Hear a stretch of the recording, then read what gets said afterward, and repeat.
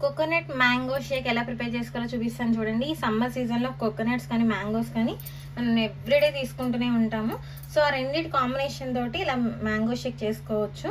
Milk కానీ sugar కానీ ఏది యూజ్ చేయాల్సిన అవసరం లేదు. మనం కొబ్బరి నుంచి వచ్చే పాలతోనే షేక్ రెడీ అయిపోతుంది. చాలా టేస్టీగా ఉంటుందండి. నాకు పాలు జనరల్గా ఇష్టం ఉండవు, అందుకే నేను ఇలా చేసుకున్నాను.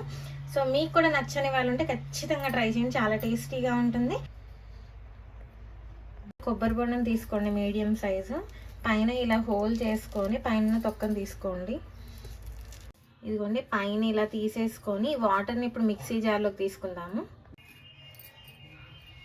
కొబ్బరి బొండం వాటర్ అంటే కొబ్బరి చాలా టేస్టీగా ఉంటుంది కదా. ఇందులో కొబ్బరి కూడా తీసుకొని వేసుకోండి. మనకి కొబ్బరి నుంచి వచ్చే పాలతోనే పాలు రెడీ అయిపోతాయి కాబట్టి నేను మిల్క్ యూజ్ చేయట్లేదు. ఎవరైనా కావాలంటే ఒక హాఫ్ గ్లాస్ మిల్క్ కూడా యూజ్ చేయొచ్చు.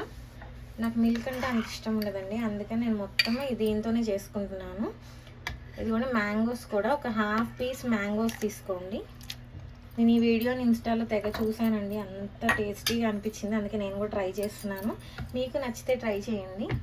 ఇందులో ఒక 1 స్కూప్ నేను ఐస్ క్రీమ్ వేసుకుంటున్నాను, వెనిలా ఐస్ క్రీమ్. ఇది ఆప్షనల్ అండి, లేకపోతే స్కిప్ చేసుకోవచ్చు. ఇందులో అన్నీ మనం హెల్దీ ఇంగ్రీడియంట్సే వాడాము, ఏది కూడా అన్హెల్దీ వాడలేదు.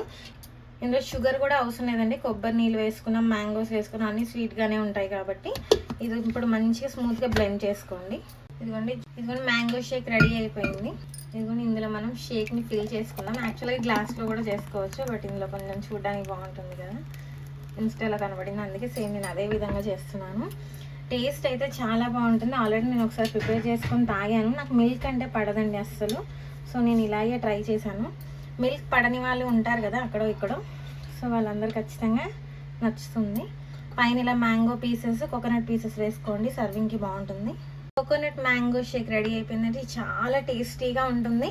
మిల్క్ ఎవరైనా పడదు అనుకునే వాళ్ళు ఇలా ట్రై చేయండి, చాలా టేస్టీగా యమ్మీగా ఉంటుంది. మళ్ళీ మళ్ళీ తాగుతారు, అంత బాగుంటుంది. సింపుల్గా చేసుకోవచ్చు, మనం పెద్ద శ్రమ కూడా అవసరం లేదు. సో మీరు కూడా ఖచ్చితంగా ట్రై చేయండి, టేస్ట్ చేయండి.